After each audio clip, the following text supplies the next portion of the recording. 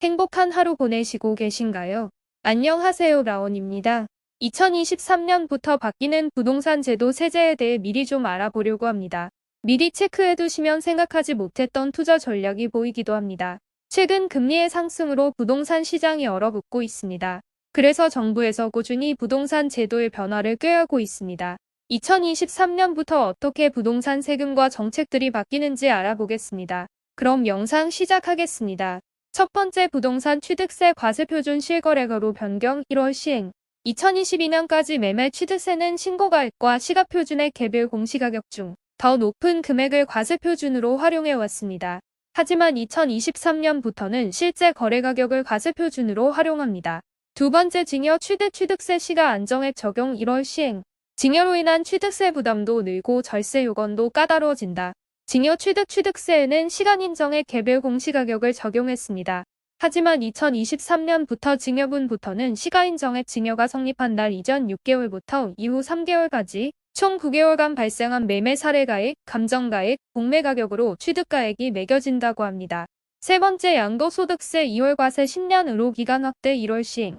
배우자 또는 자녀에게 부동산을 증여 후 2월 과세 적용 기간. 현행 5년이 지나고 매도하면 증여자의 취득금액이 아닌 수증자가 증여받은 가액으로 양도차액을 계산하여 취득금액은 놓치고 양도차액은 줄어 양도세가 절세되는 효과를 볼 수 있었다. 하지만 2023년도 증여부터는 양도세 2월 과세 적용 기간이 10년으로 늘어나 10년 이전에 매도하는 경우에는 증여자의 취득금액으로 취득세가 산정되어 양도세를 더 많이 부담하게 된다. 네 번째, 월세 세액 공제율 및 주택 임차차 입금 원리금 상환의 공제 한도 상향 1월 시행. 서민들의 주거비 부담 완화를 위해 15%까지 월세 세액 공제가 확대됩니다. 2023년 연말정산분부터 총 급여 5,500만원 이하 종합소득 금액 4,500만원 이하인 무주택 근로자 및 성실업자는 월세 세액 공제율이 최대 15%로 상향됩니다. 근로소득 총 급여 7천만원 이하 종합소득 금액 6천만원 이하는 기존 10%에서 12% 조정된다고 합니다. 다섯 번째, 종합부동산세 기본 공제금액 상향 6월 시행. 2023년 6월부터 종합부동산세 기본 공제금액이 6억 원에서 9억 원으로 상향된다. 보유한 주택의 고시가격 합산금액이 9억 원 이하면 종부세가 면제된다.